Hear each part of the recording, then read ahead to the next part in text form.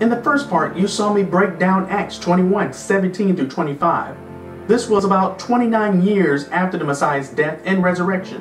And we see the New Testament assembly saying that they were all zealous of following the law. We also see that they heard false rumors about Paul telling Hebrews not to follow the law of Moses by saying don't circumcise. However, the leaders of the New Testament assembly suggested a solution to Paul to prove those rumors as false by showing the Hebrews that he does indeed follow the law and walk orderly. Now, I'm going to show you evidence of the early assemblies following the law in the Old Testament. This involves me reading from early Christian writings to see, what they knew about the early assemblies and how they truly felt about the assemblies who followed the Messiah and the law. Remember, I read to you in part 1 how the followers of the Messiah were all zealous in following the law. And my question to you was, why are they all zealous of following the law if we are to understand doctrine today as we no longer having to follow the law? So either the Christian church got it wrong and twisted the text, or early assemblies were lying. Remember, there was no New Testament books formulated or brought together, even though a lot of the letters were in circulation at that time. Rather, what they were preaching and teaching were the very same teachings from what we call today as the Old Testament. The early assemblies were regarded as the sect of the Nazarenes, and it was widely known that James, in other words, Yaakov, was one of its leaders, and Paul, according to the text, was even considered one of the ringleaders of the sect of Nazarenes.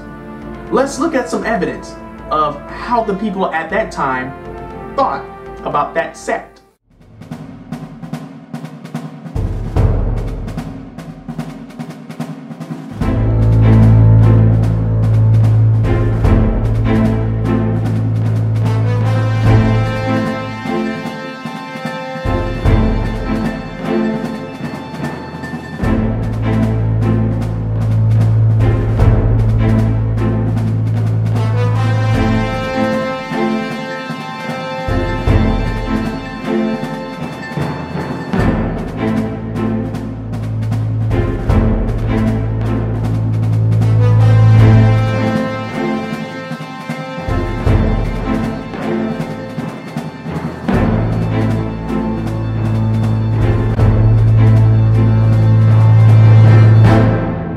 This is from the book Revolution in Judea, page 168. And it states the following. A New Jerusalem sect arose known as the Nazarenes under the leadership of James, based on the belief in Yeshua's continual messiahship. The Pharisees did not regard this sect as heretical. Indeed, the Nazarenes were regarded as being within the Pharisee party until 90 CE. Jerome, in a letter to St. Augustine, a Christian church father. The matter in debate, therefore, or should I rather say, your opinion regarding it, is summed up in this, that since the preaching of the gospel of Christ, the believing Jews do well in observing the precepts of the law. Okay, we just read in part 1 James talking to Paul about those believing Jews who also were zealous of the law. And James, the brother of Yeshua, the leader of this assembly, is accusing Paul, that is to say, some of the zealous elders within the sect, was accusing Paul of not only breaking the law, but was teaching Hebrews to forsake the law of Moses by not circumcising their people. However, we already realized that Paul was teaching what he was told to teach to the Gentiles by Peter and James himself. The very things he was being accused of telling the Jews in Acts. There was confusion in how these mixed assemblies read his letters. If Paul taught against circumcision, then how come he circumcised Timothy, a half-Jew who was brought up in the law by, his Hebrew mother? You see, Jerome's letters start off by talking about the very same folks who were Hebrews that believed in the Messiah and followed the law. James was the leader of this type of assembly. The very same James we read about in the New Testament. But hold on to your seats, folks. It isn't done yet. Let's see what else Jerome has to say in his letter to St. Augustine about these believing Jews. That since the preaching of the gospel of Christ, the believing Jews do well in observing the precepts of the law, as all the Jews have been accustomed to do. If this be true, we fall into heresy of Cerinthus and Ibion, who, though believing in Christ, were anathematized by the fathers for this one error, that they mixed the ceremonies of the law with the gospel of Christ, and professed their faith in that which was new, without letting go what was old. Whoa, wait, now come on, stop. Now, this is what happens when you have a Greek come and tell a Hebrew about his own culture. It makes no sense. Try to correct him and how he's supposed to understand the scriptures. It's ridiculous. Now let me tell you what the truth is. The believing Jews did indeed embrace the new covenant and didn't mix anything. But what Jerome, the author of this letter, and many Christians mention as old, meaning the Old Testament and its laws, they considered it to be done and over with. That is to say, all of the law. They misunderstood Hebrews 10 and especially the Pauline epistles. What was done and over with was the sacrificial laws. There is no longer a sacrifice for sin because they've accepted Yeshua's sacrifice as propitiation for their iniquity. However, does this mean we don't keep the holy days? Does this mean we don't keep thou shalt not commit adultery or thou shalt not commit murder? Come on, really? You're going to see later in these historical documents that what I've just said is indeed the case regarding animal sacrifices. Let's continue reading. Why do I speak of the Ebionites, who make pretensions to the name of Christian, which is called the sect of the Mene, and is even condemned by the Pharisees? The adherents to this sect are known commonly as Nazarenes. They believe in Christ, the Son of God, born to the Virgin Mary, and they say that he suffered under Pontius Pilate and rose again. It's the same as the one in whom we believe, but while they desire both to be Jew and Christian, no, they don't. They are neither one nor the other. This is from the letter that was sent from Jerome to St. Augustine, a prominent Christian church father. Do you see, viewer, that the Nazarene sect that James, Paul, and the other apostles lead is the very same sect that your early Christian church of Rome was speaking against? Can't you see that the doctrine most Christians are following today stem directly from the Catholic institution, which has its roots in rejecting the very apostles who started the church in the first place?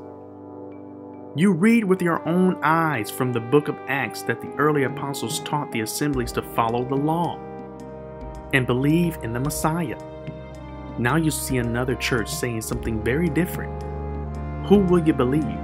Will you believe your pastor, or will you believe the New Testament writings?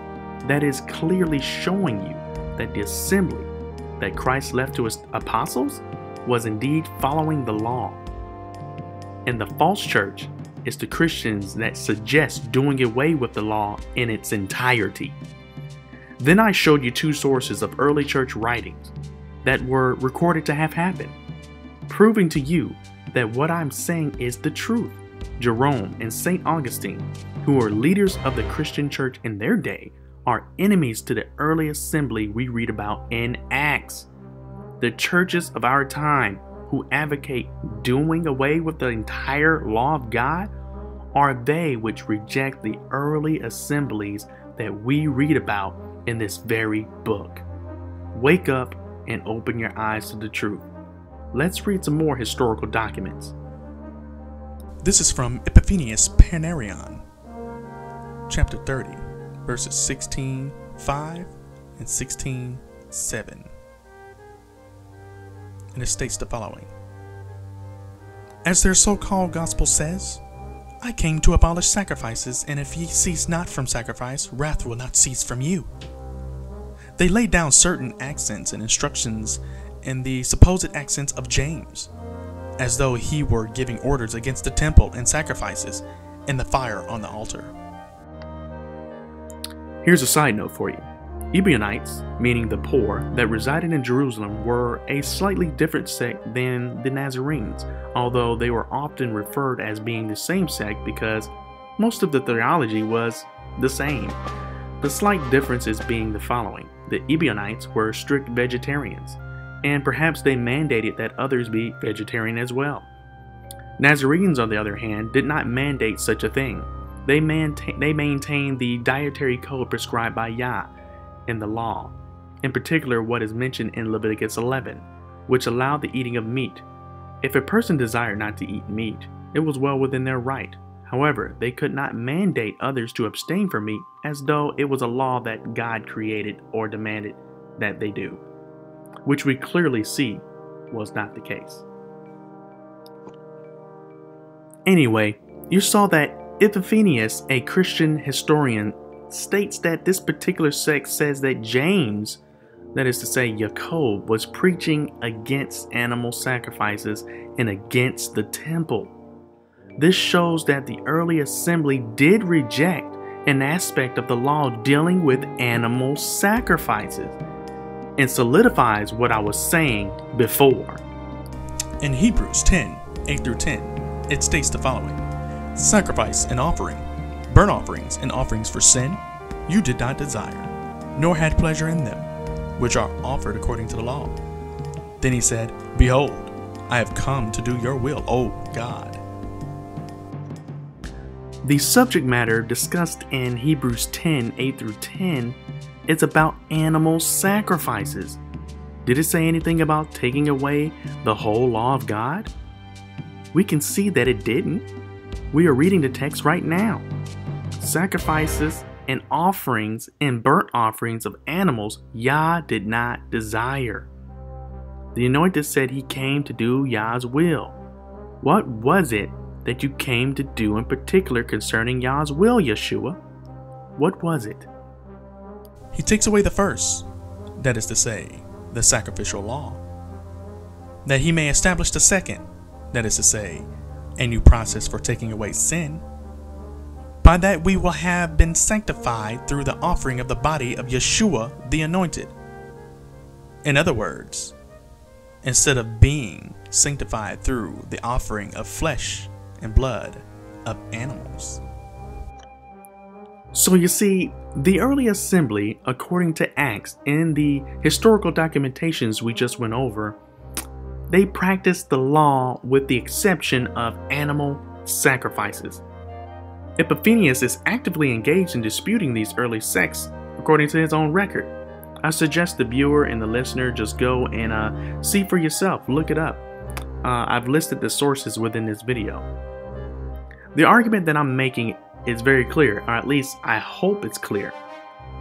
I am more inclined to believe in Epiphanius' opposition, that is to say, the Nazarene and the Ebionites, because they practice and look like the very same people described in what we read in the book of Acts and the book of Hebrews. Here's another source for you.